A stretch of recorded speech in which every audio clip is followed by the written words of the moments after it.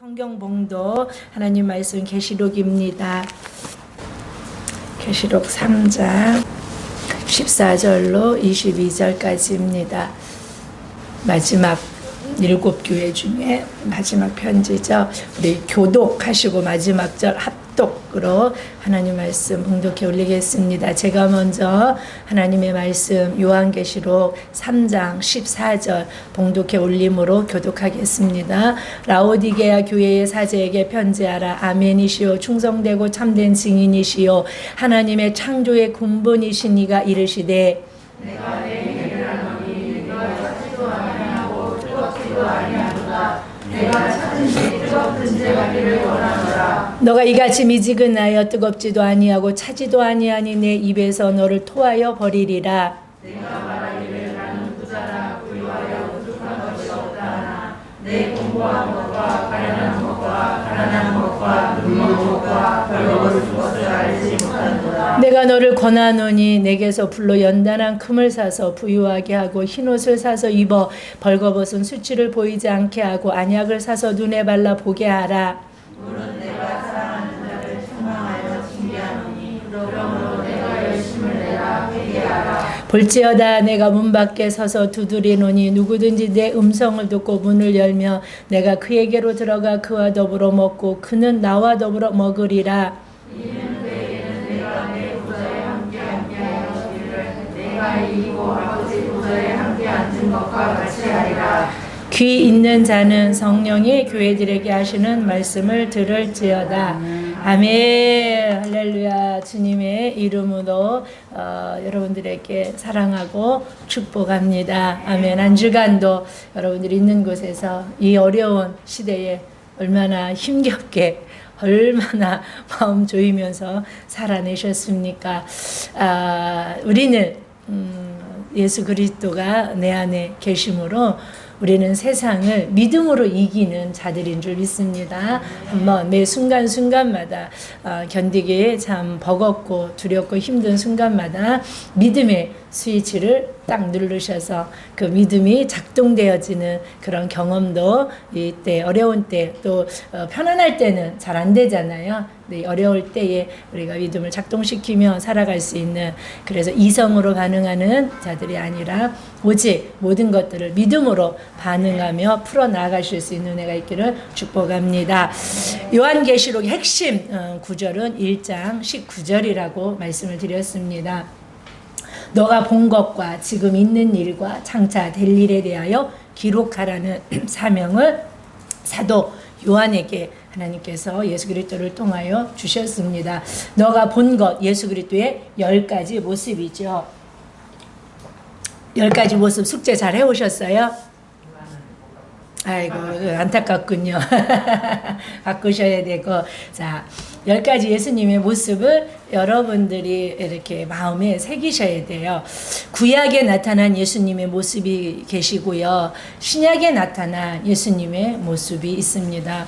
계시록의 사도 요한에게 당신의 존재를 보여주신 것은 많은 의미가 있습니다.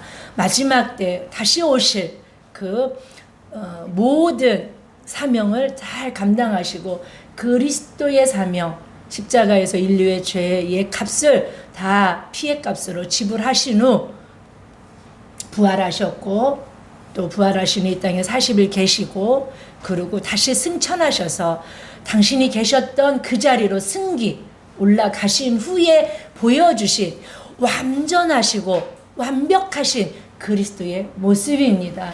그래서 영적 의미도 여러분들이 어렵지만 어렵지 않잖아요. 계속 제가 반복해서 몇 번 알려드려서, 이거는 머리가 희다는 건 뭐지, 목소리가 많은 물소리 같다라는 게 뭐지, 입에서 날성검이 나온다는 게 뭐지, 그것이 간단간에 풍성하게 나눌 수는 없지만 그런 영적 의미도 여러분들이 또 마음에 새기시면서 예수님이 나에게 나타나시는 그 모습을 또 상상하시면서 그런 황홀감에 빠지실 수 있는 또 은혜도 있지 않을까 싶습니다. 자, 사랑하는 여러분, 이제 오늘은 지금 있는 일 2장 3절을 통하 2장과 3장을 통하여서 사도 요한에게 기록하라고, 지금 있는 일을 기록하라고 하신 것이 뭐냐면 소아시아 지역에 있는 7 교회에 편지하라고 하시는 메시지입니다.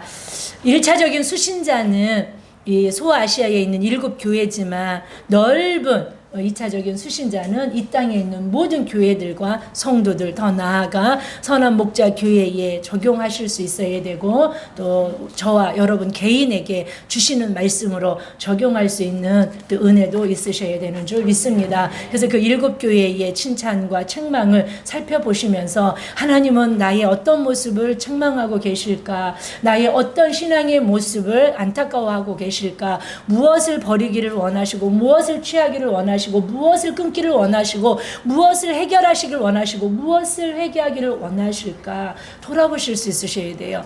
그래서 오늘도 또 라오디아 교회를 통하여서 나에게, 우리에게 말씀하시고 있는 것이 무엇일까, 나의 어떤 모습을 책망하고 계시고 이 라오디아의 교회 안에 있는 나의 신앙의 허물과 또 단점과 주님이 책망하실 일들이 무엇인가를 보실 수 있었으면 참 좋겠습니다. 7번째 오늘 편지인데요. 라오디게아 교회의 시대적 배경과 특징에 대해서 우리가 늘 먼저 나누고 있습니다.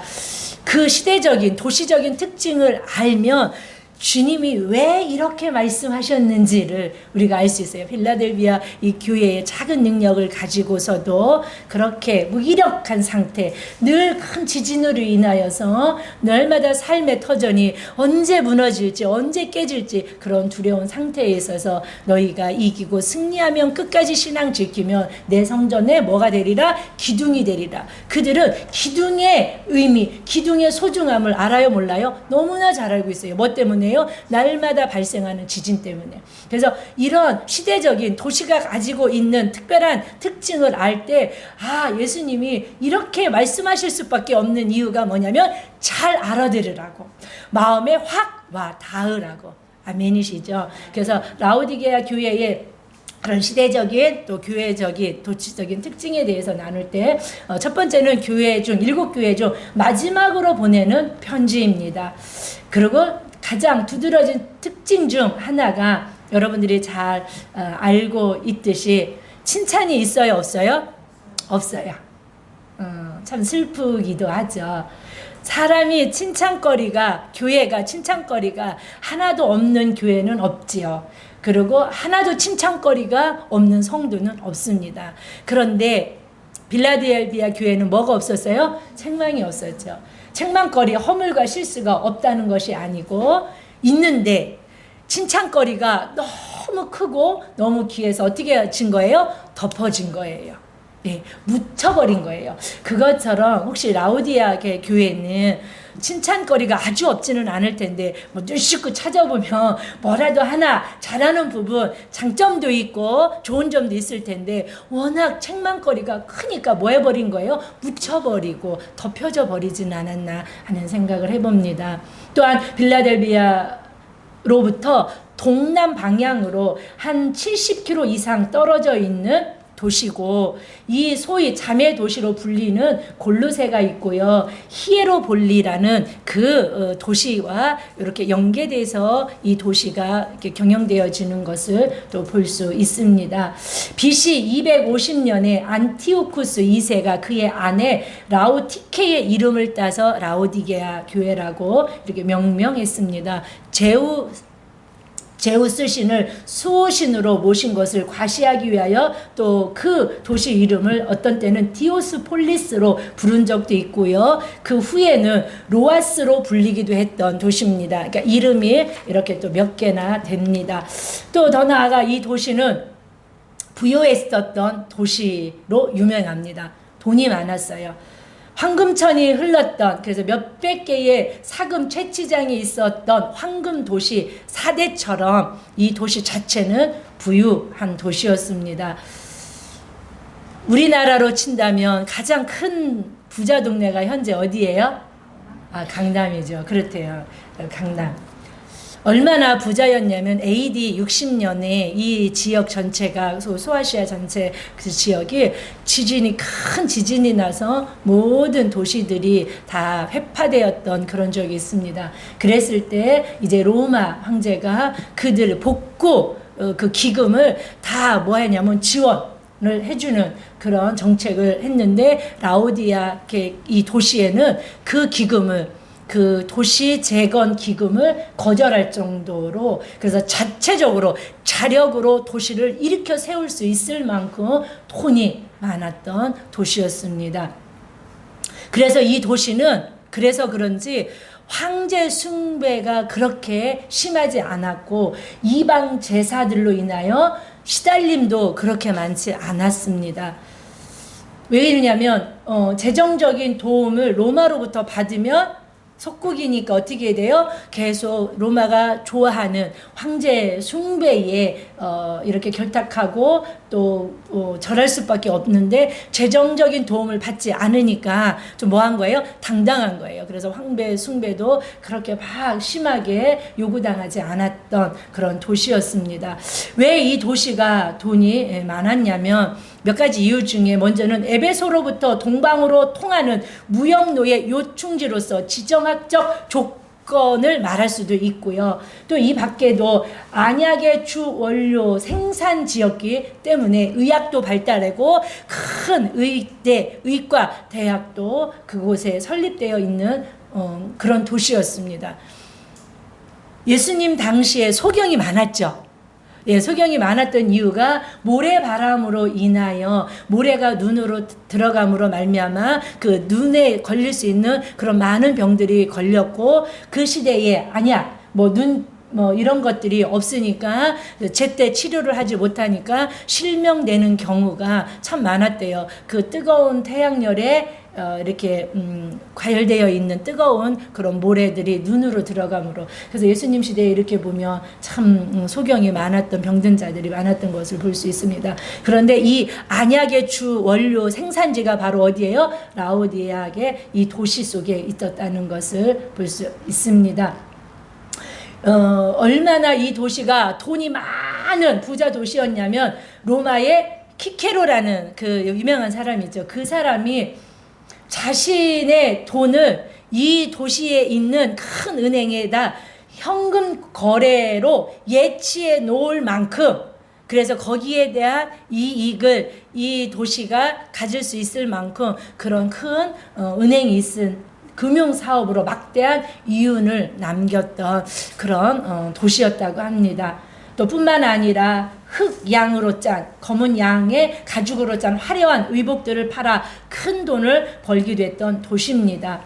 이곳에서는 유대인들이 많이 살고 있었지만 웬일인지 핍박이나 박해도 거의 없었고 그리스도인과 유대인들이 부딪힐 일도 거의 없었다고 합니다.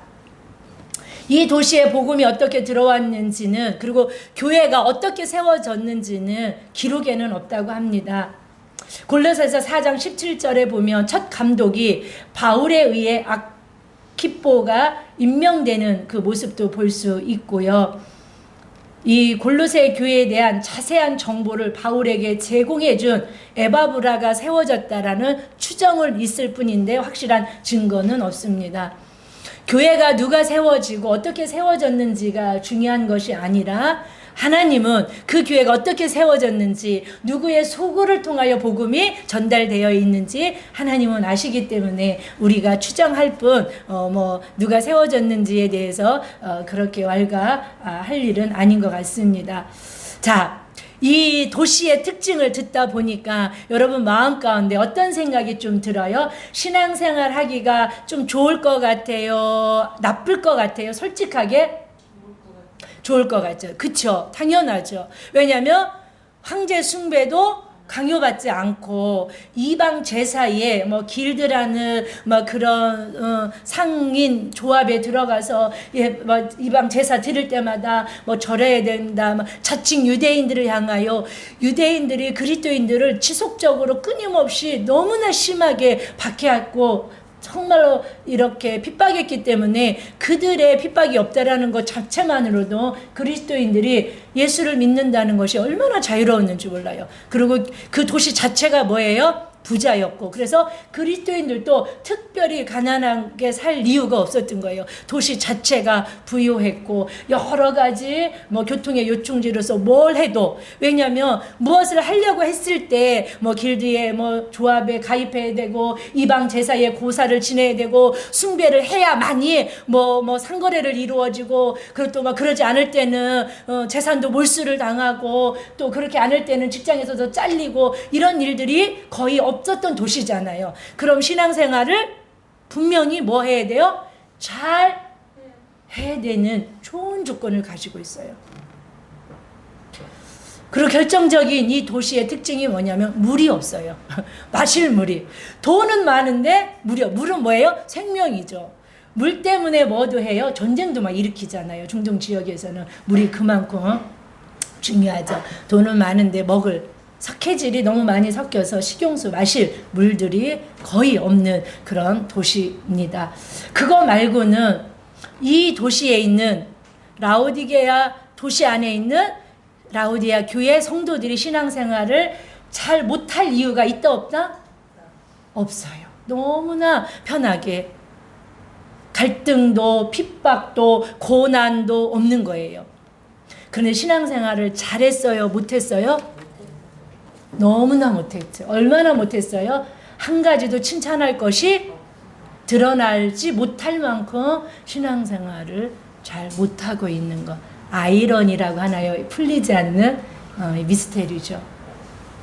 우리는 이렇게 생각해요. 건강이 더 좋아지면, 환경이 더 좋아지면, 또 물질이 조금 더 풍요로워지면, 교회 가기 조금 더 편해지면 신앙생활 잘할 수 있을 것 같고 잘할 것 같아요. 그래서 건강이 좀 안 좋을 때, 환경이 좀 안 좋을 때, 물질적으로 좀 어려움이 올 때 신앙생활을 못하는 게 일반적입니다. 그런데 이 교회는 오늘 보니까 이 좋은 조건을 가지고서도 신앙생활을, 교회 생활을 잘 못한 증거가, 책망거리는 있었어도 칭찬할 거리가 덮여버릴 만큼 그렇게 아주 훌륭하고 주님 보시기에 아름다운 그리스도인으로 살아내지 못한 것을 볼 수 있습니다. 자, 이제 이런 라오디게아 교회 성도들에게 하나님은 예수 그리스도를 통하여 책망과 권면의 말씀을 보내시고 있습니다. 그런데 오늘 이 교회에 말씀을 보내시고 편지를 쓰신 예수님의 세 가지 모습이 어떤 모습인가 우리 한번 보면 14절 한번 같이 읽어볼까요? 예수님의 모습입니다. 이 교회 좋은 조건임에도 불구하고 칭찬할 거리가 없고 책망거리밖에 없는, 즉 신앙생활을 이런 좋은 조건에서 핍박도 환난도 고난도, 그리고 물질도 너무나 풍성하고 교통도 편하고 모든 것들이 정말 신앙생활하기에 딱 좋은 조건 속에서도 신앙생활을 잘 못하고 있는 그 교회를 통하여 무언가 책망의 말씀을 하고 계신 주님의 모습을, 자기 선언을 어떻게 하고 계시냐. 14절 한번 읽어보겠습니다. 시작.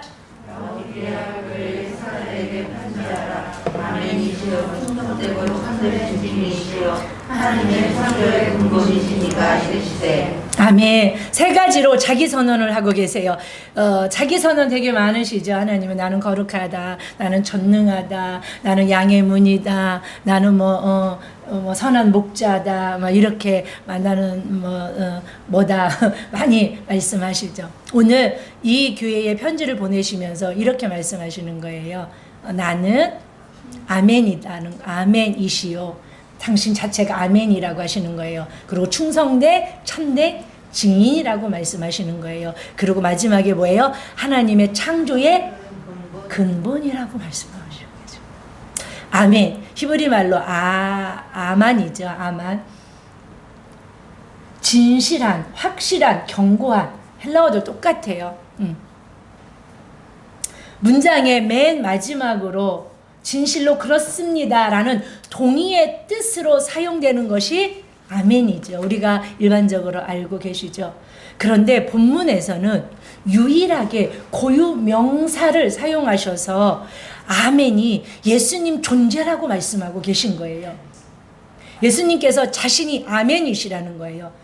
나는 확실한 자, 나는 진실한 자, 나는 견고한 반석 같은 그런 하나님이라고 자기를 선언하고 책망의 말씀을 시작하신다는 것을 우리는 기억하시기를 축복합니다. 성경 어디에도 이 아멘을 고유명사로 사용한 데는 없습니다. 오직 이곳에서 예수님이 자기 자신을 아멘이시라고, 내가 아멘이야, 나는 진실하고 나는 확실하고 나는 견고한 든든한 반석 같은 흔들림이 없는 그런 존재야, 그런 하나님이야 라고 하시면서 이제 이들을 향하여 이제 책망의 말씀을 시작하십니다. 두 번째, 충성된 참된 증인이라고 자기 선언을 말씀하십니다. 이미 계시록을 열면서 1장 5절에서 예수님이 자기 자신을 충성된 증인, 마르티스라고, 순교자라고 말씀하셨습니다. 하나님의 거룩한 꿈이 뭐예요?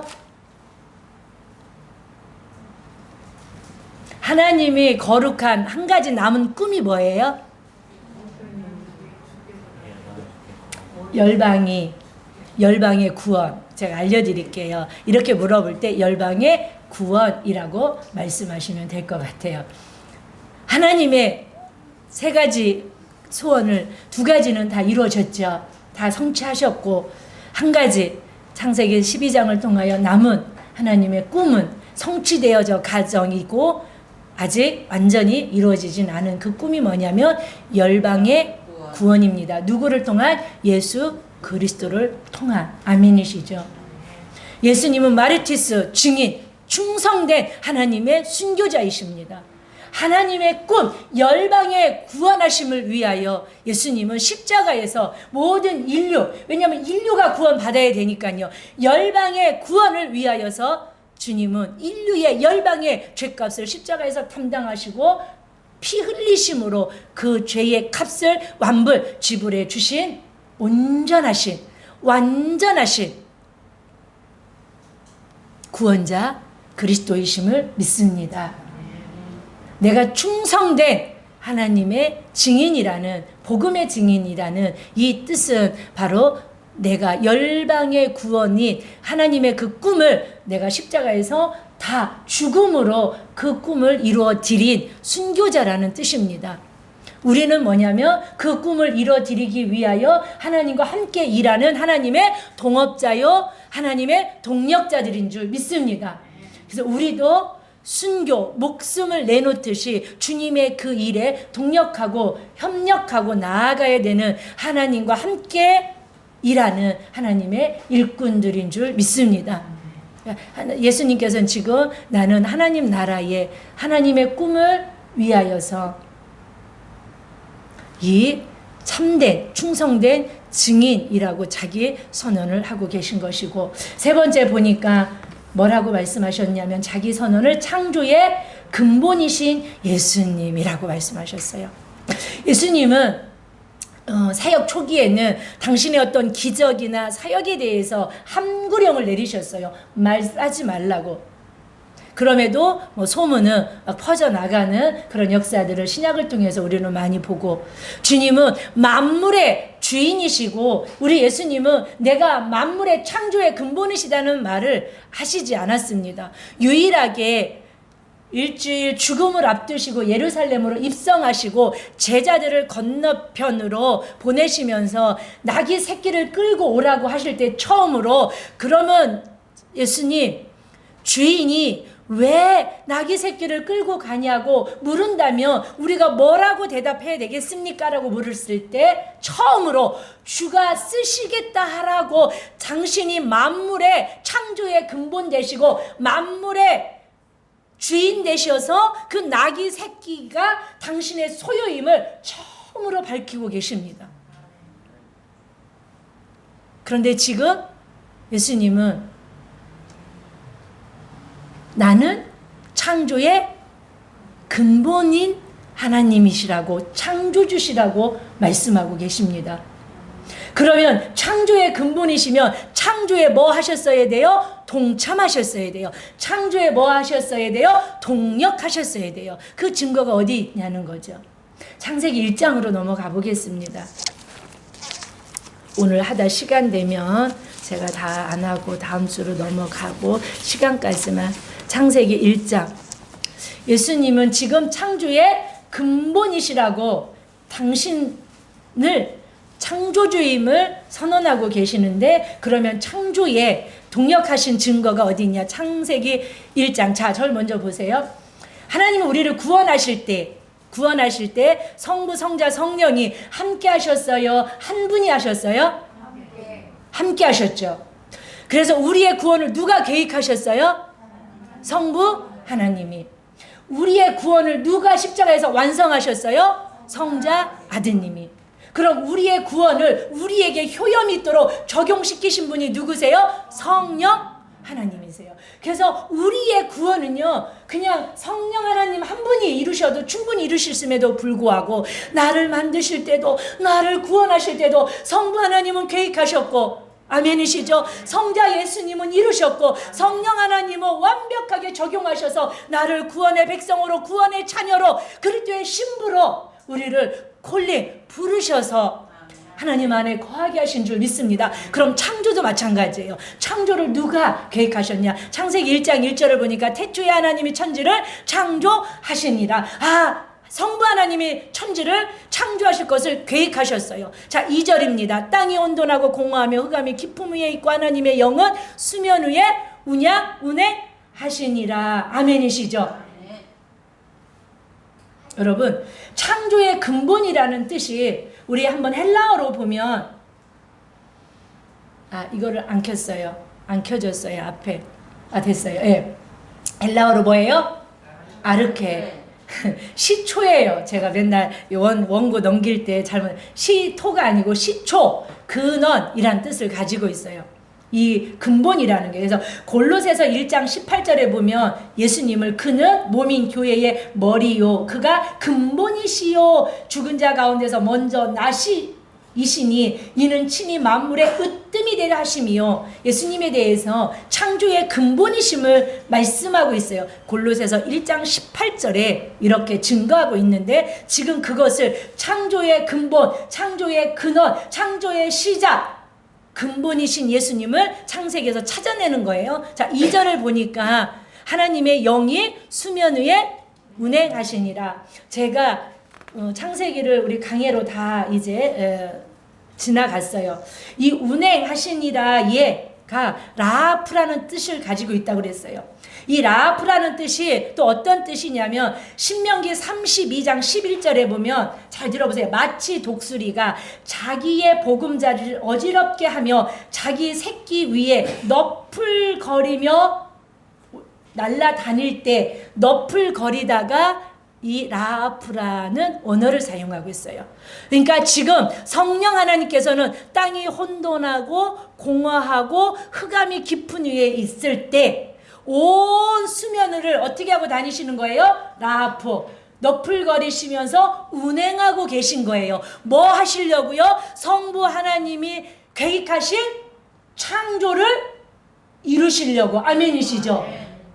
자, 여기까지 이해가 가세요? 1절은 성부 하나님께서 태초에 천지 창조를 계획하신 장면이고, 2절에서는 성부 하나님께서, 하나님의 성령 하나님께서 이 창조를 이루시기 위하여서 준비하고 계시는 장면이에요.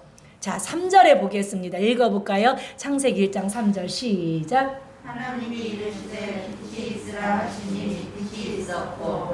아멘.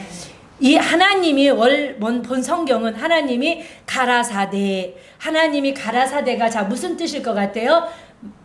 말씀하시되. 아멘이시죠? 자, 성부 하나님이 천지 창조를 계획하셨어요.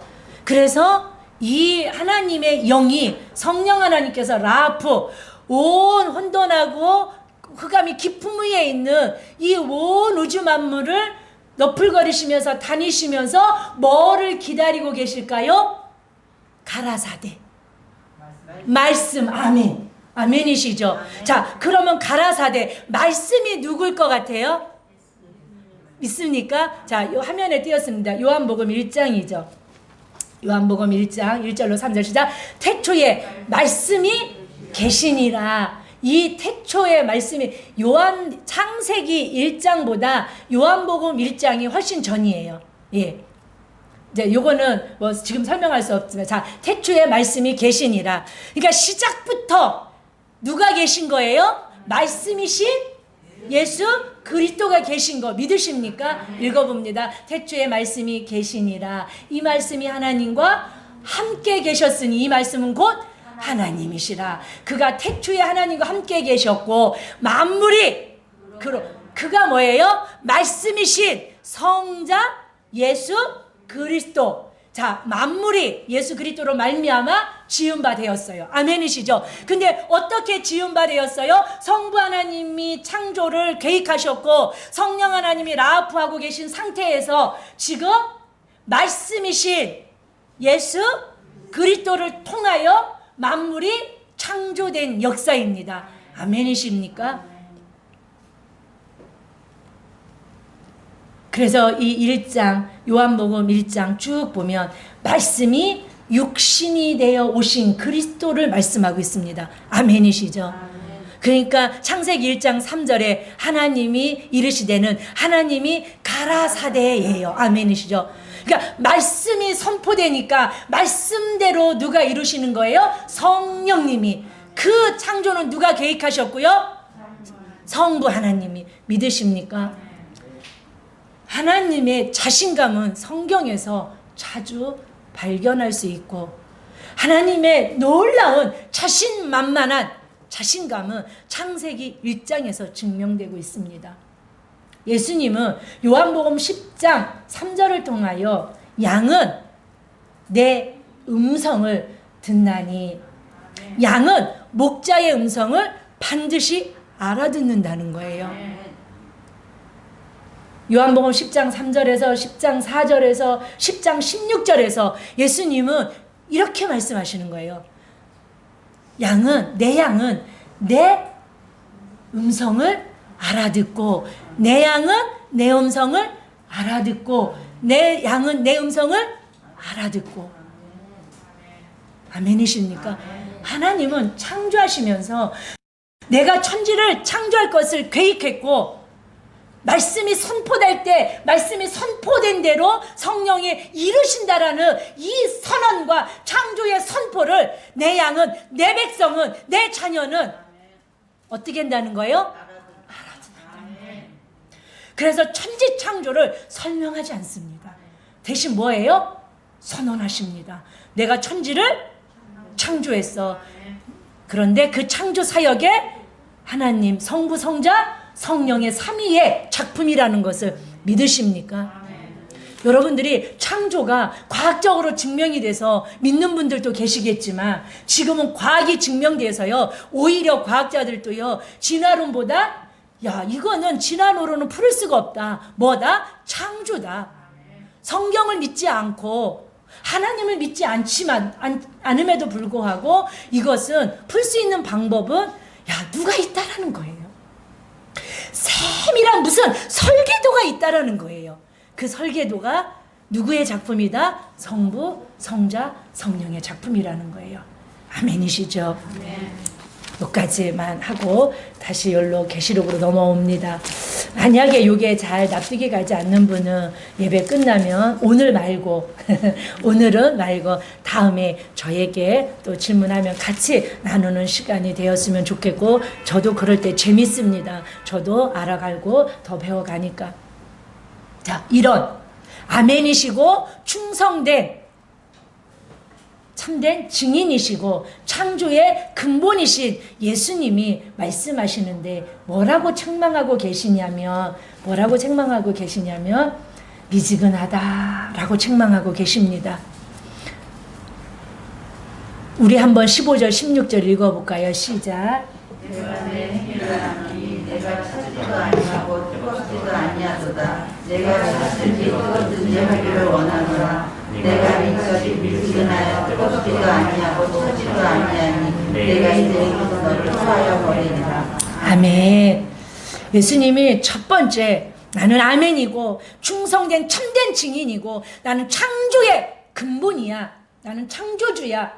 라고 말씀하시면서 가장 먼저 책망하시는 것이 무엇이냐면 너희들의 신앙은 어떻게 그렇게 미지근하니? 라고 책망하고 계시는 거예요.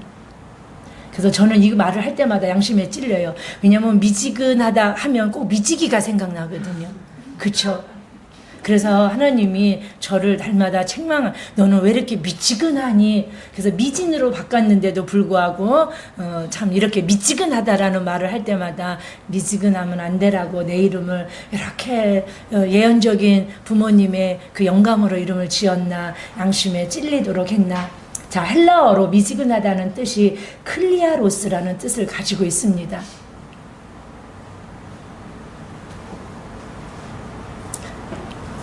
네. 무슨 뜻이에요? 뭐가 없는 상태예요? 열정이 없는 상태. 열성이 없는 상태. 열성이에요. 열정과 열심이 없는 상태예요. 사랑에 대한 무감각한 상태와 열정 사이에 방황하고 있는 그런 영혼의 상태예요. 그러니까 쉽게 말하면 신앙의 회색지대, 신앙의 중간 시대예요. 누가요? 신앙생활하기 참 좋은 조건을 가지고 예수를 믿고 그리스도인으로 살아가고 있는 라오디게아 교회 성도들의 상태가 어떤 상태예요? 클리아로스의 상태예요.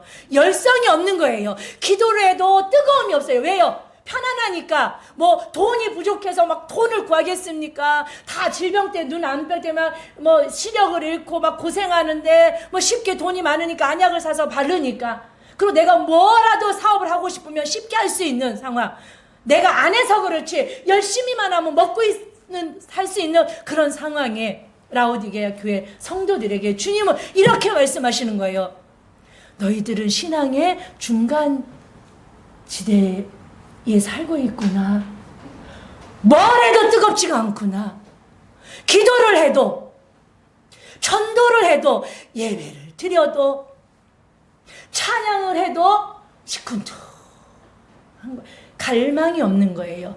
열심이 없는 거예요. 열정이 없는 거예요. 아쉬움이 없으니까요. 편안하니까. 부족함이 없으니까. 부자니까. 근데 예수님이 이런 자들, 신앙적인 중간시대, 믿는 것도 아니고 안 믿는 것도 아니고 기도를 하는 것도 아니고 안 하는 것도 아니고 찬양을 하는 것도 아니고 찬양을 안 하는 것도 아니고 예배를 드리는 것도 아니고 예배를 안 드린 것도 아니고 그냥 오면 마음 편하니까 그냥 두려워도 와서 앉아있는 상태. 뜨거움이 없는 주님 입맞춤에 갈망이 없는 상태. 그냥 이번 주 예배 한번 드리면 일주일 또 내 마음이 어떻게 지내요? 편한 거야. 주일날 교회 가서 현장 예배 드렸는데 기도 안 해도 예배 안 드려도 찬양 안 해도 갈급하지 않는 거예요. 근데 주님이 그게 얼마나 무섭냐면 내가 토하여 먼저 성경은 내쳐버린다고 말씀하고 있고 지금 성경은 토하여 버리리라. 헬라어로 보니까 에메오라는 뜻이에요. 토하여 버린다는 뜻이 뭐예요? 에메오. 그래서 제가 이렇게 생각했어요. 신앙이 애매하면 어떻게 된다? 토하여 혐오스러워서 주님이 토하여 버린다는 거예요. 자, 에메오. 따라서 에메오. 따라서 합니다. 신앙이 애매하면 토하신다. 아멘. 우리의 신앙은, 저의 신앙은, 우리 교회의 신앙은 애매한 신앙이 아니기를 축복합니다. 뭐 미친 듯이 막 큰 소리 치고 막 미친 듯이 하라는 뜻이 절대 아니라는 걸 여러분들이 지혜로 분별하실 수 있기를 축복합니다.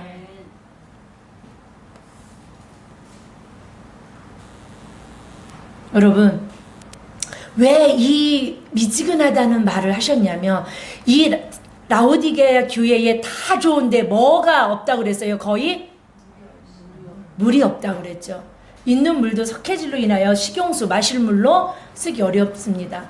그래서 아까 특징을 말할 때 히에로볼리나 골로새 이 자매 결연을 맺은 그런 도시가 계곡 안에 무슨 계곡이라는 그 계곡을 따라 이 세 도시가 연결되어 있습니다. 그래서 히에로볼리는 한 11km 떨어져 있는 자매 도시고요. 골로새 도시는요 14km 떨어져 있는 그런 자매 도시예요. 그래서 라오디게의 이 도시에는요 먹을 물이 없으니까 히에로볼리에서 11km 수로를 이용해서 온천수, 히에로볼리는요 온천수가 유명하고요, 골로새는 찬 우물이 유명해요. 그러니까 수로를 돈이 많으니까 충분히 연결할 수 있잖아요. 그래서 히에로볼리는 수로를 연결해서 무슨 물을 끌어와요? 온천수 물을 끌어다 쓰고, 골로새는 무슨 물요? 찬 우물물, 저 깊은 안반수에서 파올린 우물물, 그 우물물을 수로를 연결해서 14km 정도 끌어서 오는, 그래서 그 물을 사용하고 있는 도시적 특징을 가지고 있어요. 자, 그런데 온천수를 끌고 오다 10km 이상을 오다 보면 물이 어떻게 될 것 같아요? 뜨거운 데로 있어요? 식어버려요? 식어버려요. 자, 찬 골로새에서 14km를 찬 물을 막 받아갖고 수류를 연결해서 오다 보면 찬 기운이 다 어떻게 해요? 식어버려요. 그러니까 뜨거운 온천수도 찬 우물물도 라오디게 교회 도시로 들어오면은 다 모든 물이 어떻게 돼요? 미지근해져 버려요. 여러분, 미지근한 물을 못 먹는 분들이 계세요. 저는 이름이 미지기라 그런지 저는 미지근한 물만 먹어요. 이가 시려서, 일찍부터 이가 시려서. 그런데 저희 집 식구 중에도 절대는 아니지만 거의 아예 찬물만 먹는 분들이 계세요. 미지근하면 속이 뭐예요? 뒤집히는 거예요. 속이 니길니글해서 못 마시는 거예요. 자, 이 교회의, 이 도시의, 이 교회의 사람들은 물이 미지근하여 토해낸다라는 것을 들었을 때 이게 무슨 소린지 알아들어요. 확 마음에 닿았죠. 그쵸? 예, 아, 그래, 맞아. 히에로볼리에서 오는 물도 식어서 미지근하고, 골로새 찬물도 오다 보니까 미지근해. 그래서 먹다 보니까 이게 또 막 이렇게 석회질이 또 이렇게 생겨갖고 이 물을 먹으니까 토해버릴 것 같은 그런 혐오스러운 막 그 니글니글한 상태야. 그런데 주님이 찾아오셔서 너희의 신앙이 지금 그런 상태, 내가 물을 먹어봤거든요. 이 교인들은 물을 먹어봤거든요. 미지근한 물이 어떤 상태, 그래서 토할 수밖에 없는 상태를 이들은 너무나 잘 알고 있는데 주님이 뜬금없이 오셔서 너희들은 신앙이 미지근해. 그래서 내가 너희들을 혐오해. 그래서 내가 너희들을 토해버릴 거야 라고 말씀하시는 거예요. 그러니까 이들은 그것이 확 와닿지 않아요? 너무나 확 닿아요. 그래서 주님은 언제나 말씀하실 때 잘 알아들을 수 있도록 에클레시아, 교회, 사도라는 이런 모든 말들은요, 교회 용어가 아니에요. 성경적 용어가 아니에요. 그 시대에 사용하고 있었던 단어들을 예수님이 제자들이 잘 알아들을 수 있도록 교회에 가지고 들어온 단어들이에요. 아멘? 너무 거룩하고 신령한 어려운 말만 하면 제자들이 그나마 가방줄이 다 길진 않잖아요. 거의 짧잖아요. 우리가 아니고 저처럼. 그러니까 알아듣기 쉽게. 들었던 말들, 계속 들었던 말들을 사용하여 그들을 권면하시고 비유로 말씀하시고 가르치시는 모습을 바라볼 수 있습니다. 자, 사랑하는 여러분, 이 물이 처음부터 미지근했어요? 오다 식은 거예요? 예, 우리의 신앙이 지금 어떨지 모르지만 이렇게 된 이유가 처음부터 그랬어요? 하다 보니까 이렇게 됐어요? 네. 신앙생활 오래 하다 보니까 더 큰 다이나믹한 은혜, 능력, 은사 이런 것들을 경험하지 않고는 하나님을 갈망하고 갈구하는 마음들이 어제나 오늘이라 통일한 모양과 모습으로 내 곁에 계셔서 침묵하고 잠잠히 계신 주님을 향하여 나만 혼자 미쳐서 열정과 열심과 뜨거움을 가지고 예배하기는 주님의 반응이 그렇게 날마다 허락하진 않는 거예요. 그래서 처음에는 하나님이 어떻게 나처럼 반응하실까 싶어서 첫사랑을 가지고 물불 가리지 않고 뜨겁게 예배하고 뜨겁게 기도하고 내 마음 가운데 주님을 갈망하고 막 입에서 방언이 막 길에 가도 막 안 떠나. 그래서 어디 가서 물건을 사는데 자꾸 방언이 나오고. 근데 지금은 교회 와서 방언 시간에 기도를 해도 뭐가 안 나와요? 방언이 잘 안 나오고. 안 해버릇하니까. 처음에 첫 신앙들 막 보면요, 가게 뭐 사러 갔는데 막 방언이 나와갖고 막 자기 막 입술을 막 때렸다고 막. 근데 점점 10년이 가고 20년이 가고 또 작은 어떤 공동체를 섬기고 그러다 보니까 다 뭐든지 미지근한 거예요. 말씀을 전하는 것도 듣는 것도 찬양도 기도도.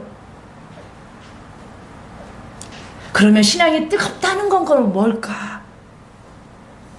헬라어로 제오라는 뜻을 가지고 있더라고요. 끓어오르는 뜨거움이에요.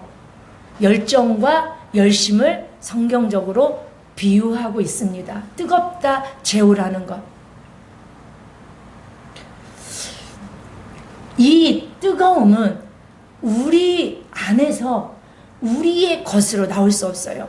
제가 에레미야 선지자를 참 좋아하면 안 되는데 눈물이 같이 많아서 그런지. 그런데 에레미야서를 읽다 보면 우리가 한 주간 또 지난주 계속 에레미야를 읽으셨죠. 묵상하셨죠. 보면 선지자로서 막 파멸, 막 깨짐, 막 심판을 막 선지자로서 선포하고 다닙니다. 그리고 종일토록 조롱거리가 되고 핍박을 당하고 멸시를 당하고 말할 수 없는 눈이 짓물러요. 에레미야 애가 읽어보셨죠? 그쵸? 그냥 막 눈이 그냥 눈물이 주리. 그래서 에레미야가 생각합니다. 내가 다시는 여호와의 이름을, 에레미야 20장 정도 쭉 읽어보면 다시는 여호와의 이름을 내가 선포하지 않겠다라고 말해요. 그런데 그래서 선지자의 사명을 감당하지 않아요. 다시 심판을, 다시 회복을, 다시 말씀을, 다시 하나님의 예언을 막 선포하지 않아요.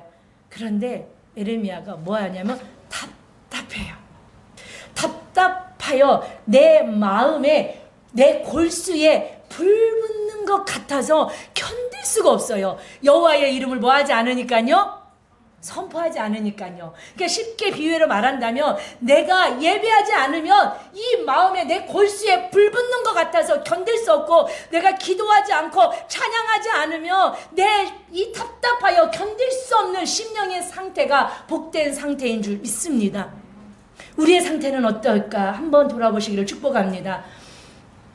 내가 여호와의 이름을 선포하지 않고 예수 이름을 부르지 않고 내가 찬양하지 않고 기도하지 않고 말씀 읽지 않고 말씀 듣지 않고 내가 말씀으로 교제하지 않고 주님으로 살아가지 않아도 답답함이 없다라면 절대 그것은 축복이 아닙니다. 아멘이십니까? 그런데 에레미야 애가서에 보니까 1장 3절인가요? 보니까 그 에레미야 골수에 있는 그 불을 에레미야가 뭐라고 고백하냐면 하늘로부터 내 골수에 불이 내려. 아멘. 그러니까 이 뜨겁다라는 끓어오르는 뜨거움은 내 열심이 아니에요. 누구로부터? 하나님께로부터 부어진 성령의 불인 줄 믿습니다. 그 불을 가지고 신앙생활 하라는 거예요. 막 요란하게 뭐 손들고 소리치고가 아니고 이 안에서 끓어오르는 하나님이 부어주시는 1000년 동안 번제단의 불이 꺼지지 않는 이유가 하나님이 번제단에 하늘로부터 불을 내려 붙이셨기 때문에 폭풍우 속에도 장맛빛 속에서도 그 불은 꺼지지 않는 것처럼 여러분들의 신앙의 불을 하나님이 붙이셨다라면 어떤 상황 속에서도 여러분들의 사명의 불이, 기도의 불이, 찬양의 불이, 예배의 불이, 말씀의 불이, 끓어오르는 뜨거움의 불이 꺼지지 않기를 주 예수 그리스도의 이름으로 축복합니다. 라오디게아 교회 성도들에게는 있었다는 거예요? 없었다는 거예요? 없었다는 거예요. 뭐는 좋은데 신앙생활하기 너무 좋은 완벽한 조건을 가진 도시 속에 살고 있는 그리스도인들이에요. 그런데 신앙 영적인 뭐 속에 중간시대, 지대, 회색지대, 어영부영, 뜨거운 것도 아니고 찬 것도 아니고 그리스도인도 아니고 자연인도 아니고 예수 청년도 아니고 예수 청년 아닌 것도 아니고 권사님이 아닌 것도 아니고 권사도 아니고 목사도 아니지 않고 목사 아니지도 않고 말씀을 마칩니다. 이 라오디게아 교회 성도들은 차갑다만 한 번 더 할게요. 차갑다 뜻이 푸시코라는 뜻을 가지고 있어요. 차게 되다는 뜻이에요. 그래서 어떤 걸로 비유를 좀 하냐면 냉철한 판단력, 생각의 분별력을 비유할 때 많이 쓰는 단어들입니다. 근데 이들은 그런 환경 속에서 어떤 모습을 가지고 있냐면 끓어오르는 뜨거움도 없고 냉철한 판단력을 가지고 자신의 신앙을 볼 수 있는 안목도 없었어요. 그래서 그 뒤에 보면 하나님이 보시는 그들의 신앙의 모습과 자신들이 생각하는 신앙의 모습이 180도 다릅니다. 이들은 자기들이 생각한 신앙의 모습이 어떤 모습이었냐면 나는 부자라, 나는 부유하다. 17절 나는 부족한 것이 없다라고 생각하고 신앙생활을 합니다. 라오디게아 교회 성도들은 왜요? 차가운 냉철한 판단력이 없었어요. 자기들의 신앙을 돌아볼 줄 아는 그런 분별력이 없었어요. 자기들은 좋은 교회 다니고 좋은 환경에서 예배 꼬박꼬박 나가고 11조 꼬박꼬박하고 감사 꼬박꼬박 하니까 나는 부자다, 나는 부유하다, 나는 부족함이 없다라고 자기 신앙의 평가를 이야기해요. 근데 하나님이 보시는 건 다르죠. 180도 달라. 이렇게 말합니다. 너는 공고하다, 너는 가련하다, 너는 가난해, 너는 눈이 멀었어, 너는 지금 벌거벗은 상태야 라고 자신들이 생각하는 신앙의 상태와 예수님이 보신 신앙의 상태가 어느 정도 달라요?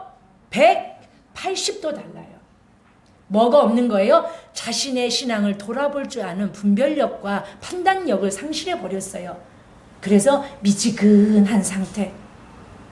이것도 저것도 안 하는 것도 하는 것도 아닌 상태.